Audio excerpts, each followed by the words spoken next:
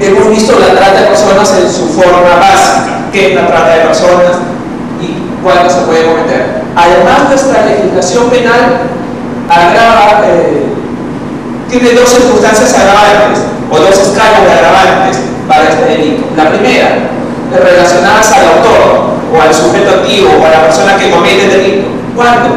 Cuando es un funcionario público y abusa de esa función pública. Dos, cuando es un promotor, integrante o representante de una organización social, tutelar o empresarial. Por ejemplo, una persona que está a cargo de un albergue para niños. También tiene una especial responsabilidad, una especial calidad que ocasiona que se agrave la pena. Tercero, por el grado de parentesco o familiaridad, si es esposo, conviviente, adoptante, tutor, curador, pariente, tiene la víctima a su cuidado o habitan en el mismo hogar. Y si participan dos o más personas. Habíamos visto que la trata de personas está vinculada al crimen organizado en general. Pero basta con que lo cometa uno solo y esa persona ya es presunto autor. Si lo cometen dos, aún cuando no pertenezcan a una organización criminal, ya es un delito agravado. Pena no menor de 12, mayor de 20 años. Y además no tiene beneficio penitenciario. O sea, no hay esto del 2 por 1 o el 5 por 1, que si el interno trabaja en el penal va a salir más pronto. Eso se restringe para estos delincuentes. Y además, relacionado a la víctima, si hay más de dos víctimas o si ésta tiene entre 14 y menos de 18 años de edad o es incapaz. La pena no menor de 12 ni mayor de 20 años de cárcel. La siguiente, por favor. Y hay una segunda escala de agravantes. ¿Cuándo? Cuando el agente o autor integra alguna organización criminal. Ahí, si se acredita que la persona integra una organización criminal, así sea una. Aquí no dice que haya dos o más personas, dice integra una organización criminal. Si el delito lo comete una sola persona, pero valiéndose de toda la logística, la infraestructura o los recursos que le da la organización criminal para facilitar su delito, sería no menos de 25 años de privación de libertad. Si se logra identificar a todos los integrantes de la organización criminal, también se aplica esa pena. En relación a la víctima, por el resultado, si es que la víctima muere o adquiere lesión grave como consecuencia de la trata de personas, también incurre en este agravante. Y además, basta con que la víctima tenga menos de 14 años de edad o padece alguna discapacidad física o mental, se da también esta segunda agravante. Al igual que la agravante anterior, el delincuente no tiene beneficios penitenciarios.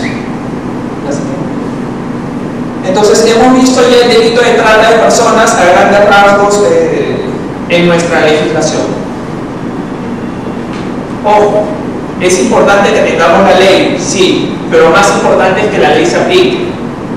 Y ahí juegan un rol importante los periodistas, como una vigilancia ciudadana, un exigir una forma de supervisión de la función pública. ¿Se está aplicando la ley o no? Esta ley, han escuchado que la 28950 es del presente año, enero, pero eso no quiere decir que la trata no ha sido delito en nuestro país. Desde la Constitución del 79, el Estado ya prohibía la trata de personas. La Constitución del 93 igual.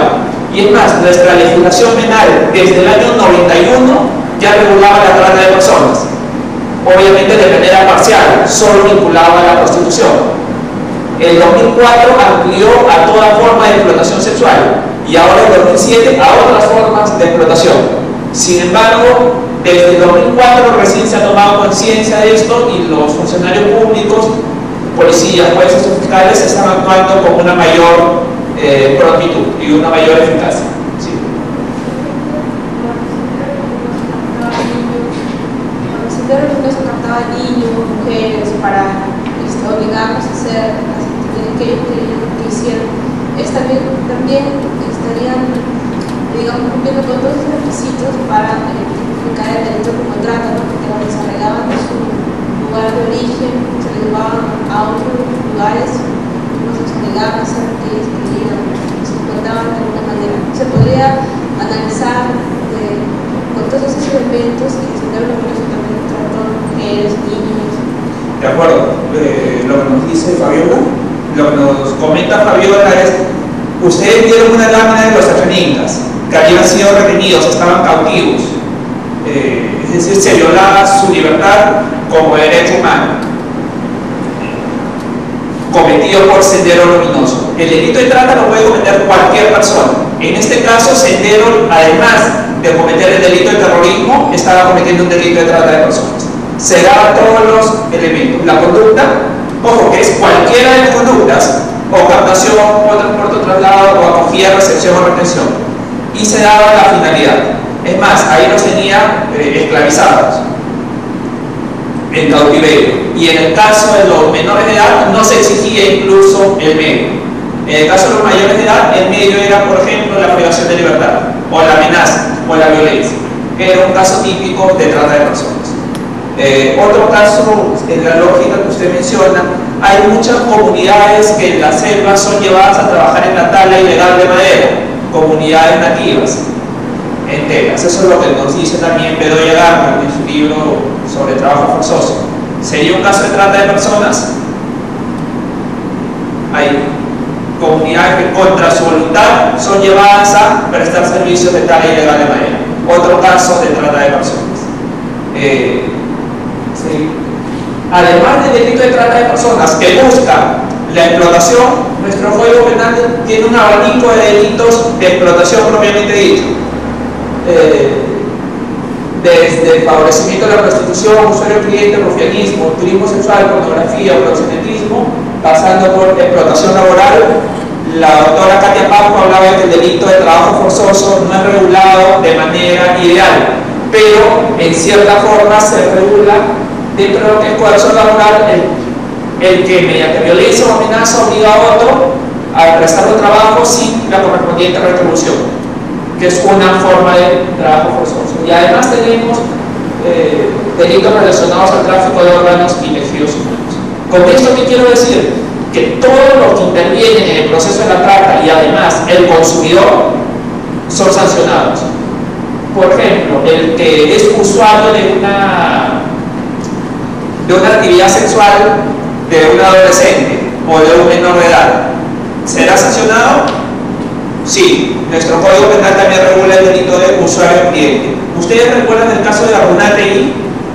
Los medios lo publicitaron bastante.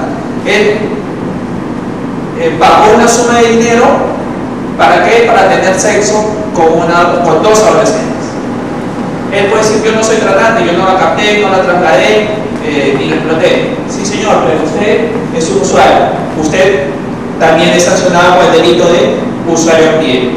Y la persona que le llevó a la niña, esa sí sería tratante, porque está en el negocio de la captación, hay un traslado de la víctima y la entrega a otro para obtener un beneficio económico de ella. Un caso típico de trata de personas con fines de explotación sexual.